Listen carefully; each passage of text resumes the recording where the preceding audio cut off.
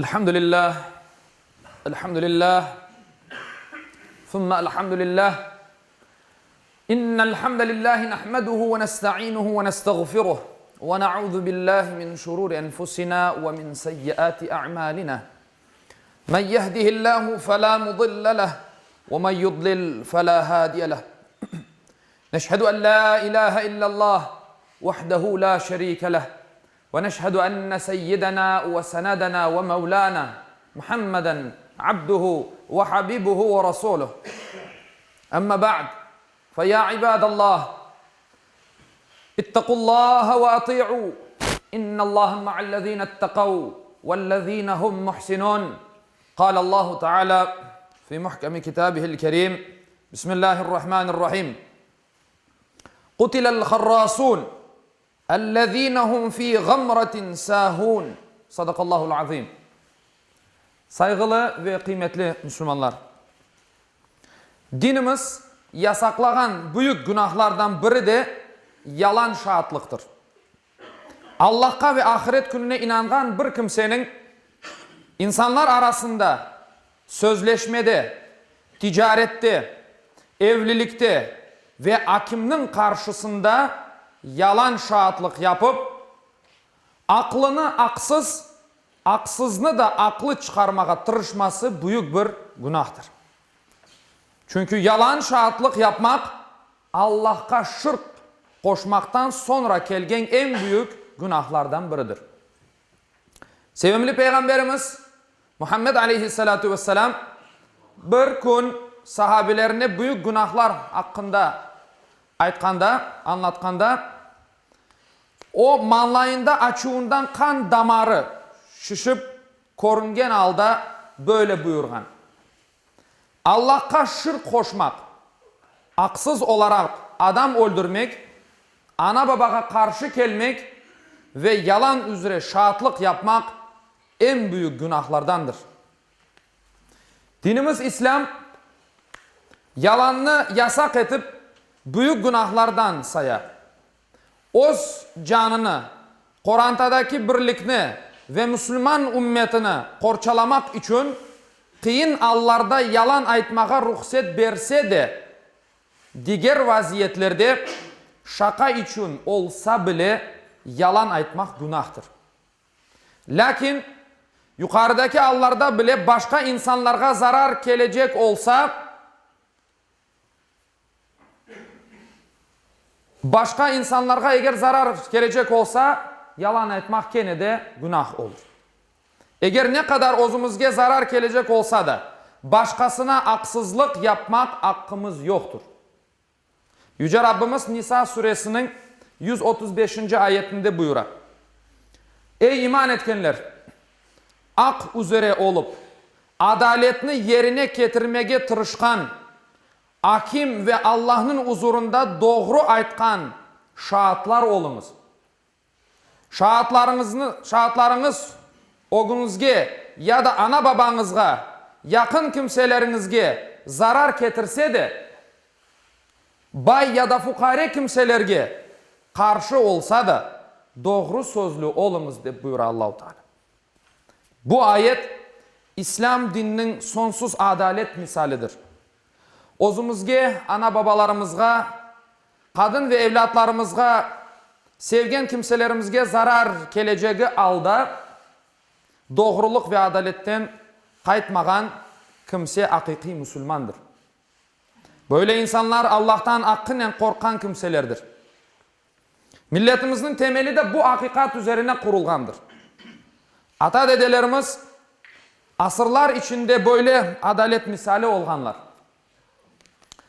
Şunu da unutmamak gerek ki dinimiz aynecilikni kabul etmeyin. Allah gizli ve açık olan şeylerini mutlaka bilir. Bunun için hakikatini bilgeni alda yalan aytmamak için indemegen, yani bir şey aytmagan kimse de yalancıdır.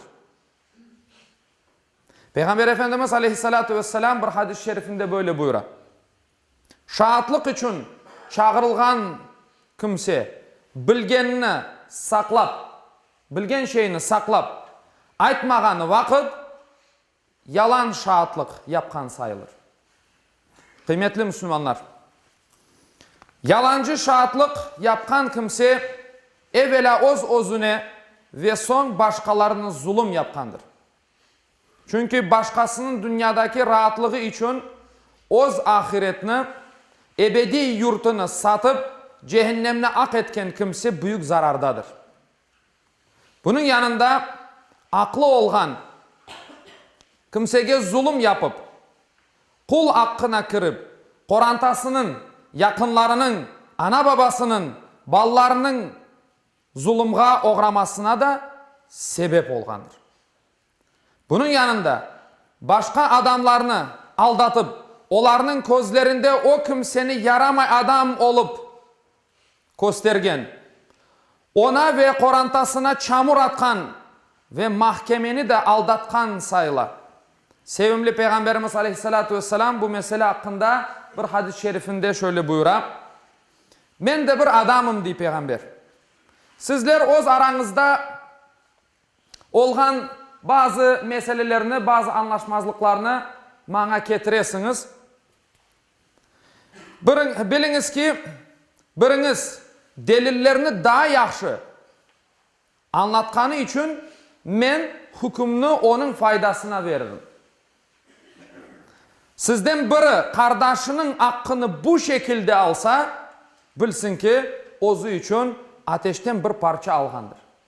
Yani haksız olganı alda ozunu yaxşı ifadelegen, ozunu kabahatsız olarak göstergen, deliller getirip kabahatsız olup göstergen insan karşındaki Müslüman kardeşinin hakkına kirgendir.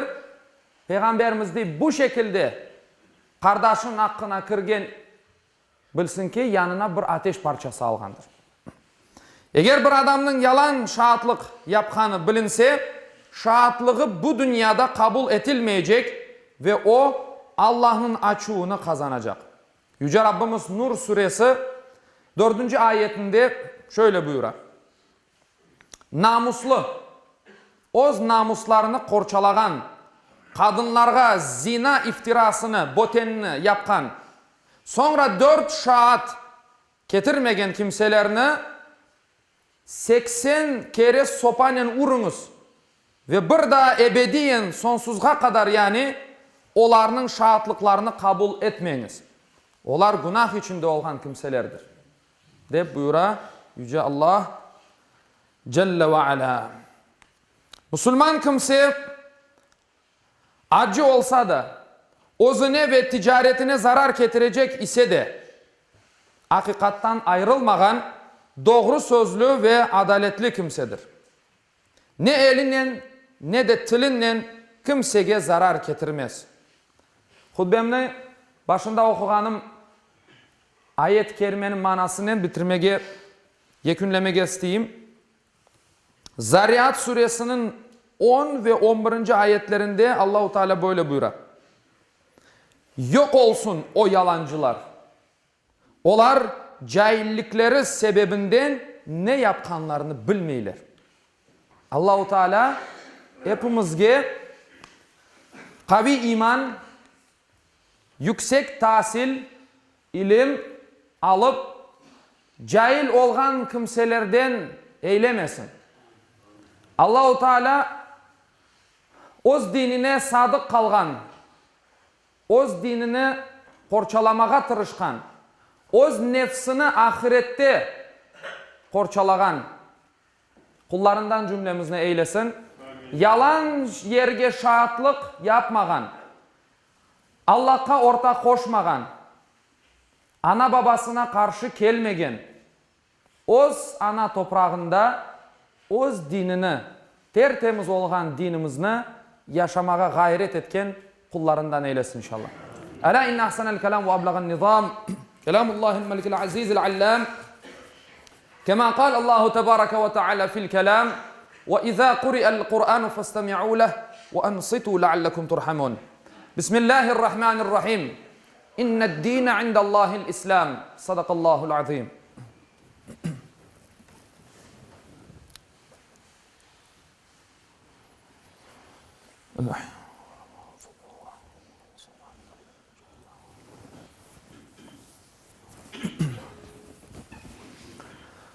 Elhamdülillahi hamdel kamilin ve salatu ve selamu ala Resulina Muhammedin ve ala alihi ve sahbihi ecma'in.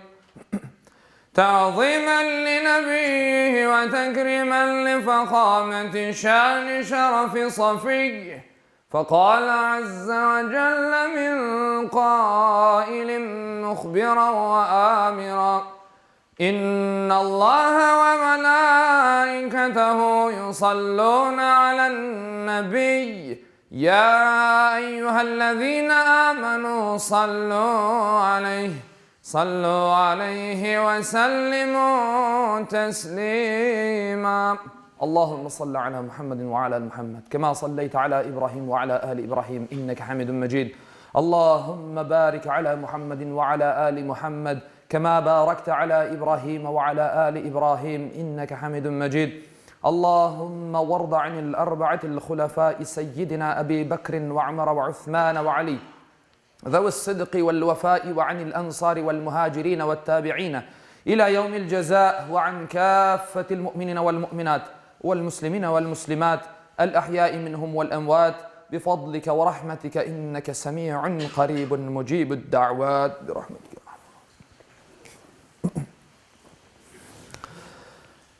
عباد الله إن الله يأمر بالعدل والإحسان وإيتاء ذي القربى وينهى عن الفحشاء والمنكر والبغي يعظكم لعلكم تذكرون ولذكر الله أكبر Vallahu ya'lemu ma tesnaun.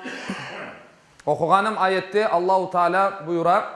Şüphesiz Allah adaletni, yaxşılık yapmakni ve soy sopqa yardım etmekni emir eter. Edepsizlik, fenalık, isyan etip zulüm işlemekni de yasaklar. Tuşunup uymanız için sizlerge nasihat verir. Cumanız hayırlı ve mübarek olsun inşallah.